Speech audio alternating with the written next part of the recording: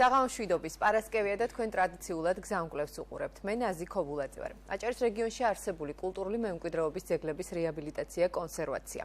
სააგენტოს მართვაში მყოფი გონიო აფსაროსისა და პეტრას არქეოლოგიურ-არქიტექტურული კომპლექსების ინფრასტრუქტურის მოწყობა, არქეოლოგიური ექსპედიციები და მარკეტინგული ღონისძიებები. აჭარის კულტურული მემკვიდრეობის დაცვის სააგენტოს საქმიანობის ძირითადი მიმართულებებია. არსებულ გამოწვევებზე, მიღწევებზე და მიმდინარე პროექტებზე ჩვენ დღეს სააგენტოს დირექტორის მოვალეობის შემსრულებელი ზაურ ახვლეტიანი გვესაუბრება, მანამდე კი ვნახოთ რეპორტაჟი. ზვარეს მეჩეთი, რომელიც ქედის მუნიციპალიტეტში მე-19 საუკუნის ქართული ხუროთმოძღვრების ერთ-ერთი უნიკალური ნიმუშია, ავარიულია. შენობა ორსართულიანია და ქვის ცოკოლზე დაშენებულ ტრადიციულ ლაზური სახლის ხუროთმოძღვრულ სახესხვაობას წარმოადგენს. როგორც სპეციალისტები ამბობენ, ასეთ მეჩეთებს ძირითადად აჭარელი და ლაზი ოსტატები აშენებდნენ. მეჩეთი თავისი მხატვრული ორნამენტებით და გაფორმებით წარმოადგენს ქართული კულტურული მემკვიდრეობის ძეგლს.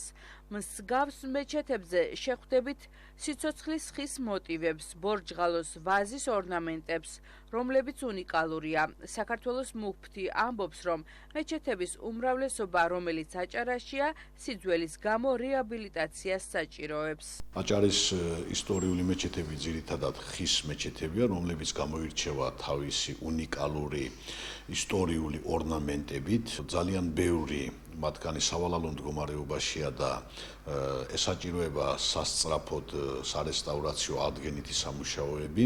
მივმართეთ გასულ წელს აჭარის ძეგლთა დაცვის ეროვნულ სააგენტოს დაკმაყოფილდა ჩვენი თხოვნა და ორ მეჩეთზე დაიწყო, ასე ვთქვათ, გაიცა ორ მეჩეთზე ნებართვა, რომ მოხდეს მათი რესტავრაცია.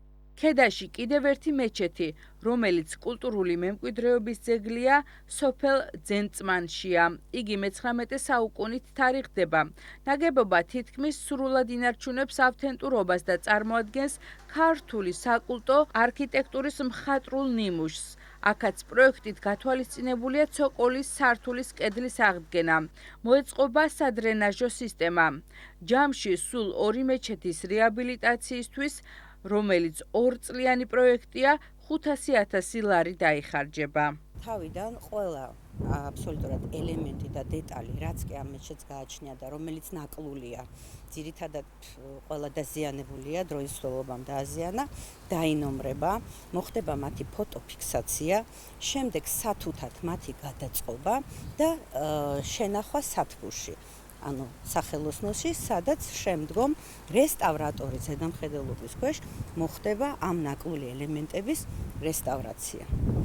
ის ელემენტები, რომლებიც დაკარგულია და აღდგენას არ ექვემდებარება, ფოტოფიქსაციისა და ნიმუშის მიხედვით იქნება აღდგენილი. გარდა ზვარეს მეჩეთისა, რეაბილიტაცია ასევე უტარდება ძენწმანის ჯამეს. ძენწმანის ჯამე უკვე არის დაშლილი და გადატანილია სპეციალურ საწყობში, სადაც ის მუშავდება სპეციალური ხსნარები და მიმდინარეობს მისი აღდგენითი სამუშაოები. როგორც აჭარის კულტურული მემკვიდრეობის სააგენტოში აცხადებენ, მიმდინარე წელს სრული რეაბილიტაცია ჩაუტარდება 7 ძეგლს. ასევე გაგრძელდება ხინოწმინდაში იოანე ნათლისმცემლის ტაძრის რეაბილიტაცია, ასევე ღვთისმშობლის საკათედრო ტაძრის სარეაბილიტაციო სამუშაოები. რაც შეეხება ლაოჯინჯაოს სახელობის მუზეუმის სარეაბილიტაციო სამუშაოებს, აქ 500,000 ლარია გათვალისწინებული. ისევე როგორც გასულ წლებში წელსაც განხორციელდება არქეოლოგიური ექსპედიციები. გარდა ზვარესა და ძენწმანის მეჩეთების რეაბილიტაციისა, შეიძლება ითქვას, რომ კულტურული მემკვიდრეობის დაცვის სააგენტო რამდენიმე მიმართულებით მუშაობს. პირველი ეს არის ურბანული კულტურული მემკვიდრეობის ძეგლების რეაბილიტაცია, რაც მოიცავს ქალაქ ბათუმში არსებული ავარიულ მდგომარეობაში მყოფი ძეგლების რეაბილიტაციას. ამ მიმართულებით სააგენტო 3 მილიონ ლარზე მეც დახარჯავს. შეძენილი აქვს უკვე 2024 წელში პროექტები, რომლებიც პროცედურებს გადის ნებართვებთან დაკავშირებით, რომლის საფუძველზეც უკვე დაიწყება სარეაბილიტაციო სამუშაოები. გარდა ურბანული მიმართულებისა, სააგენტო მნიშვნელოვან თანხებს ხარჯავს მუზეუმ ნაკრძალების ინფრასტრუქტურის გაუმჯობესების თვალსაზრისით და ახალი მუზეუმების შექმნის მიმართულებითაც. ამ მხრივ შეიძლება გამოვყოთ ლაოჯინჯაოს სახლ-მუზეუმის რეაბილიტაციას. პარალელურად სააგენტო აწარმოებს სამუშაოებს პეტრაზე ახალი სამუზეუმო სივრცის შესაქმნელად და ფაქტიურად მიმდინარე ტურისტულ სეზონზე შესაძლებელი იქნება, რომ ორი ახალი სამუზეუმო სივრცე დაემატოს ჩვენს ქალაქს, რომელსაც მოინახულებენ ვიზიტორები. კულტურული მემკვიდრეობის ძეგლების აღდგენა რეაბილიტაციის მიმართულებით უწყება წელს 6,91,600 ლარს დახარჯავს. დავბრუნდით პირდაპირ ეთერში და როგორც უკვე გითხარით, აჭარის კულტურული მემკვიდრეობის და ძეგლთა დაცვის სააგენტოს ხელმძღვანელი ზაურ ახვლედიანია ჩვენი სტუმარი. მოგესალმებით, მადლობა გადაცემაში მონაწილეობისთვის. მოგესალმებით, მადლობა მოწვევისათვის. მოგესალმებით მაყურებელს. ბატონ ზაურ, პირველ რიგში შევაჯამოთ 2024 წელს განხორციელებული მასშტაბური სამუშაოები და შემდეგ უკვე ცხადია გადავალთ 2025 წლის ბიუჯეტზე და იმ მიმართულებებზე, რა მიმართულებებითაც გადანაწილდა მიმდინარე წლის ბიუჯეტი.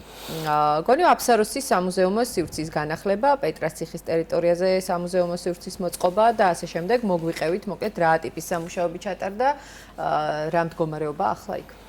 2024 წელს სააგენტოს ბიუჯეტი იყო 6 მილიონი ლარი და მისი ძირითადი მოცულობა დაიხარჯა ურბანული და საკულტო ნაგებობების რესტავრაციაზე, მათ შორის როგორც თქვენ აღნიშნეთ, ახალი სამუზეუმო სივრცის მოწყობაზე. ის სამუზეუმო საექსპოზიციო დარბაზი, რომელიც გონიოს ციხეში არსებობდა 2007 წლიდან საკმაოდ მოძველებული იყო და საჭიროებდა განახლებას.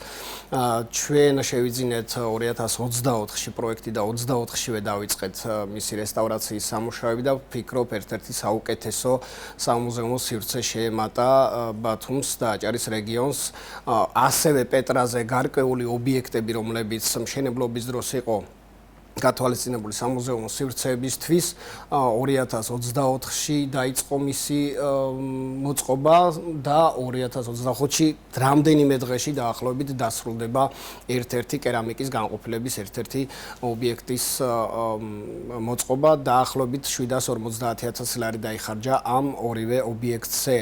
რა თქმა უნდა, სამუშაოები არ მოიცავს სრულ დასრულებას, გონიო მუდმივად საჭიროებს განახლებას და საკმაოდ დიდი თანხები ამისთვის საჭირო, თუმცა რა თქმა უნდა ყოველწლიურად ჩვენ ვახორციელებთ არა მხოლოდ სამუზეუმო სივრცის განახლებას, არამედ კონგურების და სხვა ტიპის სამუშაოების, მათ შორის რომაული ყაზარმა აშენდა, რომლის ბიუჯეტიც იყო 9 მილიონი, იქ მოეწყო იმიტირებული სივრცე რომაული ჯარისკაცების და დიდგვაროვნების ყოფაცხოვრების და ვფიქრობ, ერთ-ერთი საუკეთესო ობიექტი გამოვიდა სხვათა შორის კულტურული მემკვიდრეობის სააგენტოს თანამშრომელმა არქიტექტორებმა გააკეთეს მისი დიზაინი და პროექტი.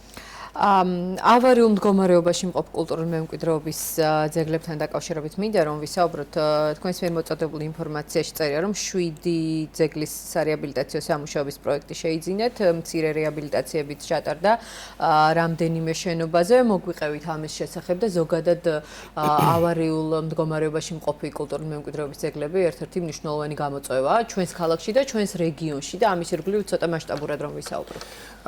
საკმაოდ დიდი რაოდენობით, სამწუხაროდ დიდი რაოდენობით გვაქვს ავარიული ძეგლები ბათუმის ტერიტორიაზე და არა მხოლოდ, არის ასევე ქობულეთშიც და ეხლა უკვე ქედაში რამდენიმე ურბანულ უნიკალურ ძეგლს ხის ლაზური ტიპის სახლებს ვივანიჭეთ სტატუსი და ისიც საჭიროებს სარეაბილიტაციო სამუშაოებს. სამწუხარო ფაქტია, არაერთხელ მithქვამს თქვენთან ეთერში, რომ მესაკუთრეების მომართვიანობის შესაბამისად ჩვენ ვახორციელებთ გადაუდებელი საჭიროების მქონე ავარიული ძეგლების საპროექტო დოკუმენტაციის შესყიდვას და ეს საკმაოდ დროში მოცულობითია, იმიტომ რომ აი ვთქვათ 2023 წელს უნდა შევისყიდოთ 2024-ში გასარესტავრირებელი ობიექტები, მათი ხარჯაღრიცხვა და 2024-ში უნდა გამოცხადდეს ტენდერი სამუშაოების შესრულებაზე. თუმცა იქ მერე უკვე იჩენს თავს ისევ მესაკუთრეებთან და მოსახლეობასთან პრობლემები და სამწუხაროა, რომ ძალიან ბევრი პროექტი გვაქვს განხორციელებელი, იმიტომ რომ ძალიან ბევრ მესაკუთრეს, მაცხოვრებელს მიაჩნია, რომ ძეგლის რეაბილიტაცია იმ სწორი მეთოდოლოგიით, რაც კანონით დაშვებული არ უნდა ხორციელდებოდეს და ითხოვენ ახალი ტიპის საცხოვრებელი სახლების მშენებლობას, რაც დაუშვებელია და რა თქმა უნდა ჩვენც არ გვაქვს უფლება, რომ მათი რესტავრაცია მოვახდინოთ მათი თანხმობის გარეშე. თუმცა ვახერხებთ მაინც სარეაბილიტაციო სამუშაოების წარმოებას, რამდენიმე მცირე სამუშაოები განხორციელდა, ეს არის ბათუმში ასათიანის შვიდში, მემედაბაშიძის 23-ში, როგორც ვიტრაჟების განახლება, ასევე შიდა ინტერიერის განახლება, ციხისძირშიც გარკვეული ობიექტები, რომლებიც იყო კულტურული მემკვიდრეობის ძეგლი, მათი აღდგენა, რესტავრაცია განხორციელდა. ასევე ყველაზე მთავარი არის ის, რომ 2022-23-ში პირველი ეტაპი დავასრულეთ ბათუმის საკათედრო ტაძრის რესტავრაციის, როგორც სახურავის, ასევე ფრესკების ნაწილში და 2024-ში დავიწყეთ მეორე ეტაპი, მისი სრული აღდგენა, რესტავრაცია, რომელიც წელსაც მიმდინარეობს და რა თქმა უნდა, გზადაგზა იჩინა გარკვეულმა ახალმა სამუშაოებმა თავი, რომელიც პროექტირება მიმდინარეობს უკვე და რა თქმა უნდა სრულფასოვნად მოხდება ამ საკულტო ნაგებობის რესტავრაცია. 2024-ში დავიწყეთ ასევე სიუჟეტში რაც იყო ნაჩვენები 2 ჯამის, ძენწმანის და ზვარეს ჯამის რესტავრაცია და მიმდინარეობს წელსაც. საკმაოდ მოცულობითი და შრომატევადი სამუშაოებია რესტავრაციის ნაწილი და არ ხდება ერთბაშად მისი აღდგენა, იმიტომ რომ გარკვეული მეთოდოლოგია არის, რომელიც უნდა იქნეს დაცული, როგორც ხის ორნამენტებიან შენობაზე, ასევე პეტრას ციხეზე, გონიოს ციხეზე, სადაც კირდუღაბით ხდება გარკვეული კონსერვაციის სამუშაოები. 2024-ში განხორციელდა ასევე პეტრაზე 250,000 ლარი იყო ღირებულება არქეოლოგიური უბნების საკონსერვაციო სამუშაოები. სამწუხაროდ ბევრს მიაჩნია, რომ მხოლოდ ბათუმის მასშტაბით არის ურბანული ძეგლების აღდგენა ჩვენი მოვალეობა, თუმცა აქვე ჩვენი მოვალეობა არის ასევე საფორტიფიკაციო ნაგებობების ეს პეტრა, გონიოა თუ გვარას ციხე, რომელსაც მალე დავიწყებთ სამუშაოებს, მათი აღდგენა, რესტავრაცია და ასევე გონიოს ციხეში განხორციელდა გარკვეული სამუშაოები. ხინოწმინდის ეკლესიაზე საკმაოდ დიდი ხანია მიმდინარეობს სამუშაოები და გარკვეული შეზღუდვები იყო აჭარის საგზაო დეპარტამენტი ახორციელდებოდა 2024-ში გისის რეაბილიტაციას და ცოტა შეფერხება ჰქონდა რეაბილიტაციაში, თუმცა რა თქმა უნდა მიმდინარეობს ეკლესიის მშენებლობა და მიმდინარე წელს დასრულდება სახურავის სამუშაოები და ვფიქრობ სექტემბერში უკვე, როცა ხდება ხინოწმინდის დღესასწაული 11-12 სექტემბერს გარკვეული წინსვლით დახტება. გარკვეული ტიპის შენიშვნები და კითხვის ნიშნები არსებობდა ხინოწმინდის რეაბილიტაციასთან დაკავშირებით. მე ნანახი მაქვს თქვენი საპასუხო კომენტარებიც ამასთან დაკავშირებით. უფრო მეტი რომ ვთქვათ, იმ ადამიანებისთვის, ვისაც მეჭვიში აქვს და იმ ადამიანებისთვისაც გაუგებარია ეს ყველაფერი და აინტერესებს რაში მდგომარეობს რეალობა. იყო საკმაოდ ცუდი კომენტარები გარკვეული პირების მიერ, რომ ხინოწმინდის რესტავრაციის ნაწილში ხდებოდა ისტორიის გაყალბება, თუმცა სამეცნიერო საზოგადოებას და რესტავრატორებს, რომლებისგანაც შედგება საქართველოს კულტურული მემკვიდრეობის ეროვნული სააგენტოს შესაბამისი სექციის საბჭო, როგორც შუა საუკუნეების ხუროთმოძღვრების საბჭო, ასევე გარკვეული პერიოდების შესაბამისი დარგის საბჭოები არსებობს. იქ იყო რამდენიმე პროექტი ჩვენსგან წარდგენილი და მოხდა მათზე უარის თქმა. შემდეგ უკვე ეროვნული სააგენტოს შესაბამისმა სპეციალისტებმა იმუშავეს ამ პროექტირებაზე, შესაბამისი ნებართვაც გასცეს და მივიღეთ ის შედეგი, რაზედაც ხდება რესტავრაცია, რეაბილიტაცია. ის რომ სწორი მეთოდოლოგიით არ ხდება მისი აღდგენა, ამაზე იყო გარკვეული შენიშვნები, რომ რატომ ხდება თანამედროვე ტიპის ბლოკით მშენებლობა, ის საძირკველი, რაც ამ ეკლესიას მე-6 საუკუნის მერე გააჩნდა სამწუხაროდ, ის ვერ აიტანდა გარკვეულ დატვირთვას და მოხდა მსუბუქი მასალით მისი აღდგენის პროცედურები, თუმცა იერსახე და სრული დასრულებული ფორმა, რაც ექნება ამ ეკლესიას ინფორმაციას იქნება სწორედ იმ ლიტერატურის შესაბამისად, რაც იმ პერიოდის მე-7 საუკუნის ეკლესიების ისტორიას გააჩნდა. გასაგებია, დაუბრუნდეთ კერძო საკუთრებაში არსებულ კულტურული მემკვიდრეობის ძეგლების საკითხს. ჩვენ აღვნიშნეთ კიდეც, რომ გარკვეული ტიპის გამოწვევები ამასთან დაკავშირებით არსებობს და ძალიან შრომატევადი არის მოსახლეობასთან მოლაპარაკება. რამდენად ყისიერად და რამდენად ოპერატიულად ახერხებთ ხოლმე, იმიტომ რომ ცოტა საფრთხის შემცველიც არის, როდესაც შენობა არის ავარიულ მდგომარეობაში და მოლაპარაკებები შესაძლოა რომ დიდხანს გაიწელოს. ასევე მაინტერესებს, რამდენად ხშირად აქვს თვითნებურ, ეგრეთ წოდებულ რესტავრაციას თუ რემონტს ადგილი. თვითნებურ რესტავრაციებს უფრო არ აქვს ადგილი, უფრო აქვს უნებართო სამუშაოებს. როგორც კომერციული ფართების მოწყობისთვის განსაკუთრებით ზაფხულის პერიოდში, როცა ძლავრად არის კომერციალიზაცია გარკვეული ობიექტების და ჩვენი მონიტორინგის სამსახური ყოველდღიურ რეჟიმში ახორციელებს გარკვეული ქუჩების ჩამოვლას და უნებართო სამუშაოების აღკვეთას.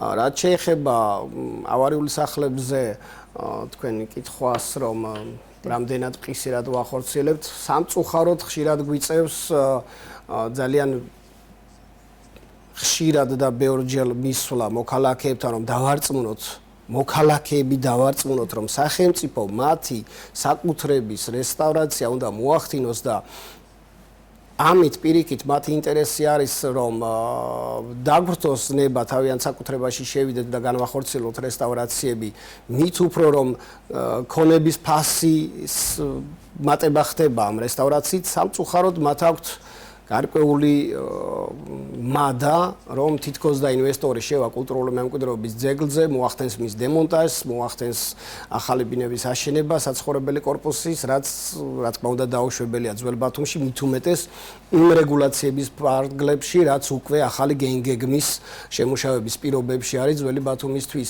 მათ შორის გარკვეული პრობლემები აქვს Saba Constructions კომპანიას, რომელიც აწარმოებს ძველი ბათუმის რესტავრაციას 2024 წლიდან. ეს პროექტი არის საქართველოს მუნიციპალური განვითარების ფონდის და ყველა ქუჩაზე თითქმის ხარაჩოებია განთავსებული, სადაც ხდება ფასადების, სახურავების და შიდა სადარბაზოების რესტავრაცია. სამწუხაროდ იქაც გარკვეული პრობლემები არის მესაკუთრეებთან. რამდენიმე ობიექტზე სამუშაოები ვერ განახორციელა Saba Construction-მა, იმიტომ რომ ის ობიექტები იყო ავარიული და იმ ავარიული ობიექტების სრული საპროექტო დოკუმენტაცია სააგენტოს 2024-ში 2023-ში შესყიდული აქვს, თუმცა მესაკუთრეების ურჩობის გამო ვერ მოხერხდა ამ სახლის რესტავრაცია. რა თქმა უნდა, საფრთხის ქვეშ არიან. რა თქმა უნდა, ჩვენ არაერთი გაფრთხილება მივეცით ამ ხანაგობის თავმჯდომარეებს, რომ გარკვეული საფრთხე შეიძლება არსებობდეს, მაგრამ არ გვაქვს სხვა იძულებითი ზომები სამწუხაროდ. ბატონ ზაურ, აქ არის ორი მომენტი. ერთი ის, რომ მოსახლეობის ერთ ნაწილს სურს, დიახაც სურს შესაძლოა მაღალსართულიანი კორპუსი, თანამედროვე და ასე შემდეგ კულტურული მემკვიდრეობის ძეგლის ადგილას. მეორე, სამოქალაქო საზოგადოების დიდი ნაწილი, რომელიც გამუდმებით აპროტესტებს და აქვს პრეტენზია იმასთან დაკავშირებით, რომ ქალაქში და არა მხოლოდ ქალაქში ნადგურდება კულტურული მემკვიდრეობის ძეგლები, როგორც ისინი ამბობენ და ამ ქალაქს ახსოვს ბევრი მასშტაბური და არამასშტაბური აქცია, პრეტენზია და ასე შემდეგ ამასთან დაკავშირებით. რატომ უჩნდება ერთ მხარეს ეს მოლოდინი, რომ შესაძლოა ესე მარტივად მოვიდეს ინვესტორი და ანგრიოს და ააშენოს კორპუსი და მეორე მხარეს რატომ აქვს ყოველთვის შიში იმ ობიექტებთან დაკავშირებითაც, რომლებზეც დაბეჯითებით დოკუმენტურად ვიცით ხოლმე ჩვენს ინტერესებით, ცხადია, როდესაც გარკვეული ტიპის სამუშაოები მიმდინარეობს ან მოქალაქის მხრიდან რაღაც პრეტენზიას ვისმენთ, დაბეჯითებით ვიცით, გვაქვს დოკუმენტი სააგენტოს მხრიდან, რომ იქ ავთენტურობის დაცვით და ასე შემდეგ სამუშაოები ხორციელდება, თუმცა მაინც ვიდრე არ დასრულდება ეს სამუშაოები, გამუდმებით გვესმის, რომ აი აქ ახლა ჩადგამენ კორპუსს, ჩადგამენ სასტუმროს, ასე მოხდება და ასე შემდეგ. რატომ რას ვერ აკეთებს კულტურული მემკვიდრეობის ძეგლთა დაცვის სააგენტო თუ ანუ რატომ ხდება ეს სეჭვები, რატომ მუსირებს გამუდმებით? სამწუხაროდ აქვთ გარკვეული შიშები წლების წინ 1-2 რაღაც პრეცედენტის გამო, რაც განხორციელდა კულტურული მემკვიდრეობის ძეგლებზე და რატომღაც ეს დარჩა მეხსიერებაში, რომ დანარჩენ ობიექტებზეც მოხდება მსგავსი ჩარევები. ძალიან ხშირად არის ხდება ხოლმე წინასწარი ეგრეთ წოდებული ნიუსი, რომ თითქოს და აქ მოხდება ბელეტაჟის დემონტაჟი ან სტატუსის მოხსნა და იქ რაღაც კონკრეტული მშენებლობა. თუმცა იმ პროექტებს, რომლებზეც გვაქვს ნებართვები გაცემული და კომენტარის სახით ჩვენი სამსახური გააკეთებს ხოლმე კომენტარს, რომ არ ხდება არანაირი ჩარევა, რა თქმა უნდა, ამ შემთხვევაში სამწუხაროა, რომ მოდის ხოლმე ცუდი კომენტარები თავიდან, მაგრამ შემდეგ როცა ხვდებია, რომ ის ობიექტი არ ინგრევა და პირიქით ლამაზდება, შემდეგ უკვე ვერ ვიღებთ შესაბამის პოზიტიურ შეფასებებს. Რა თქმა უნდა, ფაქტები პოზიტიური ხშირად უკვე ხდება საზოგადოებას და ეს მithქმა-მოთქმა ასე თუ ისე უკვე მიწყნარდა გარკვეული სოციალური ქსელების მეშვეობით უკვე არ ხდება სააგენტოს მიმართ ნეგატიური თავდასხმები და ფაქტის სახეზია ის, რომ ძველ ბათუმში უამრავი ობიექტის რესტავრაცია ხორციელდება, რა თქმა უნდა, არა მხოლოდ სააგენტოს ფინანსებით, ბათუმის მუნიციპალიტეტიც აფინანსებს კულტურული მემკვიდრეობის ძეგლების რესტავრაციას და ჩვენ ვყიდულობთ პროექტებს და შემდეგ ბათუმის მუნიციპალიტეტის მერია იწყებს მის რესტავრაციას. ამ წუთებშიც მიმდინარეობს ბათუმში ასათიანის 20-ში ხარაჩოების მოწყობის სამუშაოები და უნიკალური ფასადი და სახურავი გამოიცვლება იმ ობიექტზე, ასევე მუნიციპალური განვითარების ფონდი და როგორც დავაკვირდით პროცესებს, საკმაოდ დადებითი პროცესები მიდის აღდგენაზე და არ გვხდება რატომღაც კომენტარები, ვაუ, რა კარგად კეთდება ყველაფერი. გავაგრძელოთ საუბარი მარკეტინგულ და ზოგადად მარკეტინგულ ღონისძიებებზე. ლიმეს კონგრესი 2024 პირველად გაიმართავ ბათუმში, სააგენტოს მიერ მოწოდებული ინფორმაციაში იკითხება და ზოგადად ჩვენ ახლა საუბრობდით და თქვენ რაღაც სინანულით აღნიშნეთ, რომ ეს აღფრთოვანებული კომენტარები არ გვხდებათ. მარკეტინგის ნაწილიც არის ეს ყველაფერი, რამდენად კარგად და პრეზენტაბელურად მოახერხებთ საკუთარი ნამუშევრის წარმოდგენას. გითხარით 2024 წელს გაწეული მსგავსი ღონისძიებების შესახებ. გარდა ლიმეს კონგრესისა, ეს არის 18 აპრილი ძეგლების საერთაშორისო დღე, 18 მაისი მუზეუმების საერთაშორისო დღე, რომაული ფესტივალი, რომელიც ყოველწლიურად არის სააგენტოს უკვე იმიჯი ერთგვარი, რომ უნდა ჩატარდეს საკმაოდ გრანდიოზული ღონისძიებები. რაც შეეხება ლიმეს კონგრესს, ის კონფერენციები და ღონისძიებები, რა თქმა უნდა, 2025-შიც ჩატარდა უკვე 18 აპრილის და 18 მაისის ბოდიში. რაც შეეხება ლიმეს კონგრესს, 2021 წელს ჩვენ გავხდით გამარჯვებულები ჰოლანდიაში გამართულ რომაული საფორტიფიკაციო ადგილების ღირსშესანიშნავი ობიექტების და არქეოლოგიური ობიექტებისადმი მიძღვნილი კონგრესია. ოლიმპიური პრინციპით გადადის 3 წელიწადში ერთხელ და ჩვენ გავხდით შემდეგი ლოკაცია. 350-მდე უცხო ქვეყნის მოქალაქე, 42 ქვეყნის მოქალაქე იყო ამაში ჩართული. 7 დღის განმავლობაში მიმდინარეობდა ბათუმის უნივერსიტეტში სემინარი, კონფერენციები და რა თქმა უნდა ექსკურსიები არა მხოლოდ აჭარის, არამედ საქართველოს და თურქეთის მხარეს, ტაო-კლარჯეთის მხარეს ქართული ძეგლების მოსანახულებლად გარკვეული ექსკურსიები. სხვათა შორის აქვე მინდა ვთქვა, რომ იყო გარკვეული კითხვები, რამდენი დაუჯდა სააგენტოს და სახელმწიფოს ეს კონფერენცია. ამ კონფერენციაში და კონგრესში კონტრიბუცია გასწია იმ 350-ვე მოქალაქემ, რომელმაც გარკვეული 250-დან 300 ევრომდე მოსაკრებელი გადაიხადა და შემიძლია ვთქვა, რომ სააგენტოს არ დაუხარჯავს ამ კონგრესისთვის თანხა. შემდეგი ლოკაცია იქნება 2027-ში მაროკოში და იმდენად აღფრთოვანებული იყო როგორც კომიტეტის წევრები, ასევე ის პროფესორები და სპეციალისტები სხვადასხვა უამრავი უნივერსიტეტიდან, რომ დასვეს კითხვა მაროკოშიც იგივე კლასის კონგრესი იქნება თუ და ასე შემდეგ. Რა თქმა უნდა, წელსაც იქნება სექტემბერში რომაული ფესტივალი, რომლისთვისაც უკვე მზადება მიმდინარეობს. გარდა იმ აქტივობებისა, რასაც სააგენტო აკეთებს, კულტურის სამინისტროსაც აქვს გარკვეული აქტივობები. მართვეს კონცერტი უკვე ჩატარდა გონიოს ციხეში, საკმაოდ დიდი ანშლაგით და არაჩვეულებრივი კონცერტი იყო 27 აგვისტოს პეტრაზე უმასპინძლებს საჯარის კულტურის სამინისტრო ანსამბლ ქართულ ხმებს და ანსამბლ ბათუმს და ეს იქნება უფასო ქალაქებისთვის, რა თქმა უნდა, ამისთვის შესაბამისი აფიშებიც იქნება წინასარგაკრული და სხვა ღონისძიებები, რაც სააგენტოს აქვს დაგეგმილი, ვფიქრობ, საკმაოდ მასშტაბურია.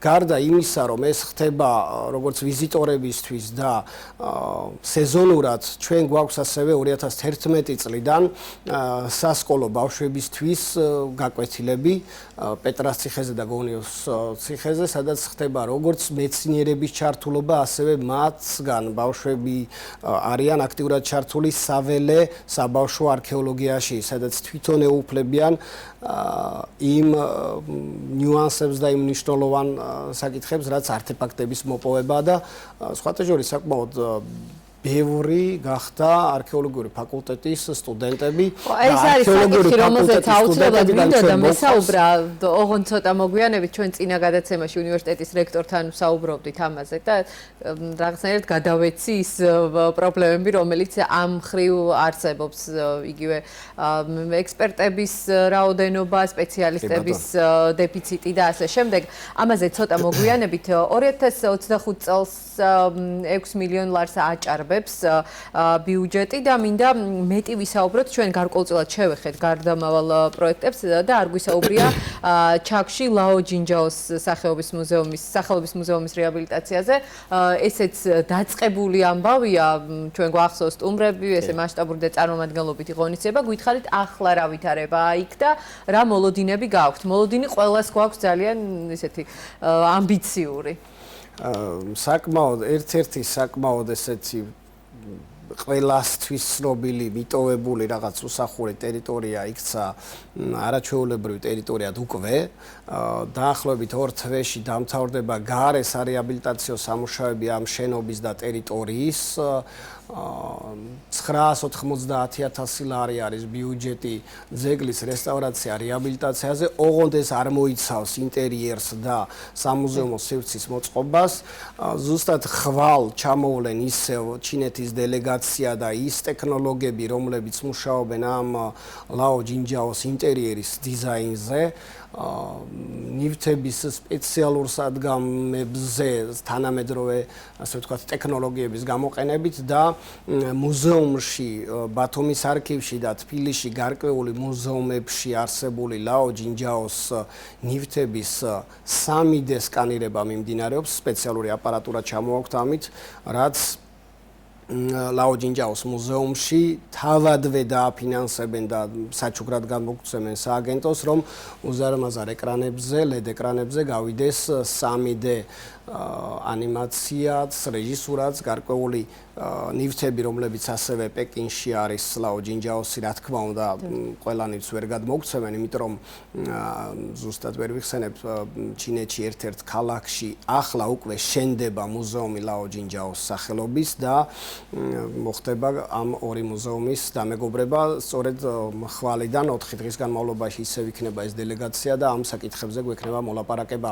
ვფიქრობ, დაახლოებით სექტემბრის თვისთვის ჩვენ გვექნება უკვე ინტერიერის დიზაინი და სამუშაოებს გავნაგრძავთ და დაახლოებით იანვარ-თებერვლის თვეში შეემატება აჭარის რეგიონს ერთ-ერთი ასე ვთქვათ გამორჩეული საგანმანათლებლო და კულტურული კერა ლაო ჯინჯაოს რუკაზეც საკმაოდ მნიშვნელოვან ადგილს და ღირსეულ ადგილს დაიკავებს. სახელობის ფიქრობ ლაო ჯინჯაოს სახელობის ქართული ჩაის მუზეუმი, სადაც ჩაის დეგუსტაციაც მოხდება, რომლის ეზოშიც და ტერიტორიაზეც ვაკეთებთ ჩაის ლაბირინთს და ნებისმიერ ვიზიტორს შეუძლია ჩაის გარკვეული სახეობები დააგემონოს და რა თქმა უნდა პეტრას მარშრუტში იქნება გზად ლაო ჯინჯაოს მუზეუმიც. ესეც იქნება რა თქმა უნდა სააგენტოს მართვის ქვეშ და იყო გარკვეული მოსაზრებები, რომ კერძო სექტორს ემართა მსგავსი ტიპის მუზეუმები, როგორც ნობელები და შემდეგ, თუმცა ვფიქრობ, რომ სააგენტოს აქვს ის გამოცდილება მუზეუმების მართვის, რომ ვეღარ იმეტებთ. ვეღარ ვიმეტებთ, კი ბატონო. კი ბატონო, მინდა რომ დალფონსის აგარაკსაც შევეხოთ რამდენიმე სიტყვით და შემდეგ უკვე ბოლოსთვის მოტოვებულ არქეოლოგიური ექსპედიციებს და დალფოსის საცხოვრებელი სახლის პროექტი რამდენიმე წლის წინ შევისყიდეთ, თუმცა ვერ განხორციელდა იქ სამუშაოები, პანდემიამდე გვქონდა შესყიდული ეს პროექტი და იმ დროისთვის იყო 1 მილიონი ლარის ღირებულების, თუმცა ეხლა უკვე პროექტის გადაწყობა მოახდინეთ დღევანდელობასთან, ბოტანიკურ ბაღთან გვაქვს მჭიდრო კონტაქტი და გარკვეული ხარვეზები იქნა შესწორებული პროექტში. რამდენიმე დღეში გამოვაცხადებთ ტენდერს დალფონსის ხის უნიკალური აგარაკის რესტავრაცია აღდგენაზე. დაახლოებით 1,5 მილიონი ლარი იქნება მისი ბიუჯეტი და 2026 წლის ბოლოსთვის ვარაუდობთ მის დასრულებას. შემდეგ უკვე ინტერიერში რას მოაწყობს ბოტანიკური ბაღი, ვფიქრობ მათ ჰქონდათ გარკვეული სურვილი რომ საგანმანათლებლო დაწესებულება გაეკეთებინათ ვიზიტორებისთვის და ვფიქრობ სააგენტო ამით ერთ მნიშვნელოვან ძეგლს გადაარჩენს. კი ბატონო, გადავიდეთ სამეცნიერო ნაწილზე, ექსპედიციები, ბეჭდვითი გამოცემები და ასე შემდეგ. საკმაოდ მნიშვნელოვანი ექსპედიციებიც იმართება წლიდან წლამდე, რომელიც აი ძეგლების დაცვას, რემონტებს და ასე შემდეგ მიღმარჩება ცოტა ჭრილში და ამიტომ მინდა რომ ამაზე ცოტა მეტი ვისაუბროთ. ყოველწლიურად რეგიონის 6-ვე მუნიციპალიტეტში ვახორციელებთ არქეოლოგიურ საველე სამუშაოებს. სააგენტოს ასე ვთქვათ ექსკლუზივი არის ის, რომ პეტრა გონიო ფიჭვნარის არქეოლოგიურ გათხრებზე ყოველწლიურად ხარჯავს დაახლოებით 100,000 ლარს და ეს საველე სამუშაოები, რა თქმა უნდა, არის ზაფხულის სეზონზე და საკმაოდ შრომატევადი საქმიანობა. იყო ხოლმე კომენტარები, რომ რატომ მეტ თანხას ვერ იმეტებთ ექსპედიციისთვისო, თუმცა არის ეგეთი მიდგომა მეცნიერებთან, რომ გარკვეული პერიოდი უნდა დახარჯონ საველე სამუშაოებში და შემდეგ რა თქმა უნდა იქ მოპოვებული არა მხოლოდ მასალები, არამედ შეიძლება გარკვეულ ობიექტზე მასალები არ მოიპოვებოდეს, მაგრამ ისეთი მაგალითად როგორც პეტრაზე აღმოჩნდა, ისეთი მე-6 საუკუნის უნიკალური იატაკი აღმოჩნდა, რასაც შესაბამისი დამუშავება და მერე უკვე სამეცნიერო გამომცემლობებში მისი გამოცემა საჭიროებს. ამიტომ მიმდინარე წელს ფიჭვნარის ბაზა, რომელიც არქეოლოგიურმა მუზეუმმა გადმოსცა სააგენტოს სამართავად, იქაც რა თქმა უნდა იქნება არქეოლოგიური სამუშაოები და მახვილაურში გარკვეული შუა საუკუნეების ქვევრები აღმოჩნდა. არის გარკვეული მომართვიანობა ქედიდან და შუახევიდან, სადაც ადამიანი, რომელიც ეზოში გარკვეულ სამუშაოებს ანხორციელებს, საძირკველის ძალიან ხშირად არის როგორც ქვევრის მოპოვება, ასევე კოლხური ცული. რამდენიმე დღის წინაც კიდე იყო ეგეთი მომართვა, სადაც ჩვენი მეცნიერები ავიდნენ და უახლოეს დღეებში დაიწყება ქედის და შუახევის ტერიტორიაზე გარკვეული საველე სამუშაოები. რა თქმა უნდა, შემდეგ უკვე მესაკუთრეს, რომლის ტერიტორიაზეც გარკვეული არტეფაქტები აღმოჩნდება, მათ უჩნდებათ სურვილი, რომ გესტჰაუსები გააკეთონ და გარკვეული ამ ისტორიას დაუკავშირონ ტურისტების ნაკადის შემოდინება. რა თქმა უნდა, ჩვენ ამაში ხელს შევუწყობთ ნებისმიერი ადამიანი, რომელიც აღმოაჩენს თავის საკარმით დამო ტერიტორიაზე რაიმე არტეფაქტებს, ჩვენ გვაქვს აჭარის კულტურული მემკვიდრეობის სააგენტოს ის სამეცნიერო ბაზა, სამეცნიერო კვლევითი ცენტრი, შესაბამისი ლაბორატორია, სადაც ხდება გარკვეული ინფორმაციის აღდგენა, რესტავრაცია და პასპორტიზაცია, რომ ამაში დავეხმაროთ მოქალაქეებს. და რეგიონის ტურიზმის განვითარებაში საკმაოდ დიდი წილი აქვს კულტურული მემკვიდრეობის ძეგლებს. ბოლო კითხვას დაგისვამთ და დაგემშვიდობებით. ჩვენ არაერთხელ გვისაუბრია დეფიციტურ პროფესიებზე და ესეც უქმნის გარკვეულ შეფერხებებს კულტურული მემკვიდრეობის ძეგლების დაცვას, აღდგენას და ასე შემდეგ.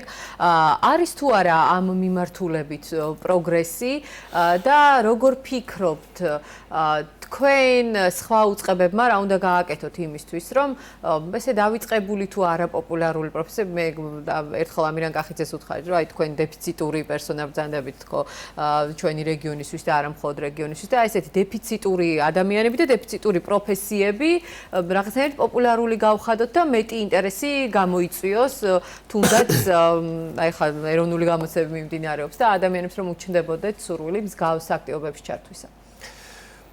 სწორედ ამისთვის არქეოლოგიური ფაკულტეტი გახდა უფასო და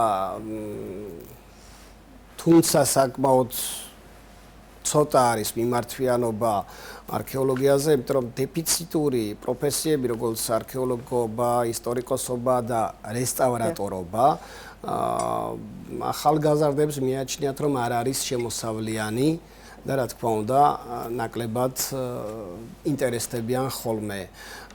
სამწუხაროდ მეცნიერ თანამშრომლებს აქვთ საკმაოდ დაბალი ხელფასი, რაზედაც რა თქმა უნდა, ბევრი გეგმა იყო, როგორც საქართველოს კულტურის სამინისტროს მხრიდან, რომ ხუროთმოძღვრების, რესტავრაციის და გარკვეული მიმდინარეობის სპეციალისტების სერტიფიცირება მომხდარიყო და გამოაცხადა კიდევაც მახსოვს თეა წულუკიანის მინისტრობის დროს ამასთან დაკავშირებით უფასო სერტიფიცირება, მაგრამ სამწუხაროდ აჭარიდან ვერც ერთი ხის ოსტატი ვერ ვნახეთ, რომ შესაბამისი სერტიფიკატი მიეღო და ის როგორც ვნახეთ სიუჟეტში ხის ჯამის რესტავრაციის დროს სერტიფიცირებული რესტავრატორები გამოგვეყენებია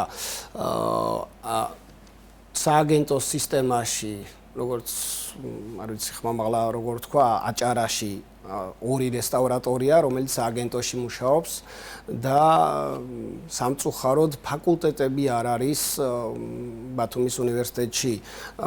აჭარის კულტურის მინისტრმა ეს საკითხი დასვა რამდენიმე ხნის წინ და გვქონდა მსჯელობა უნივერსიტეტის რექტორთან მემორანდუმის გაფორმების დროს, რომ გარკვეული დაშვება ჰქონოდა როგორც რესტავრატორებს, ასევე ხელოვნებათმცოდნებს, სამწუხაროდ საკმაოდ ცოტა და ის არქეოლოგები, ახალგაზრდა არქეოლოგები, როგორ თქვა, სამწუხაროდ ორი ახალგაზრდა არქეოლოგი გაგვექცა, იმიტომ რომ ჩვენთან ნაკლებია ხელფასი და ახალგაზრდა არქეოლოგმა, რომელმაც ინგლისური კარგად იცოდა, სულ სხვა დარგში ნახა.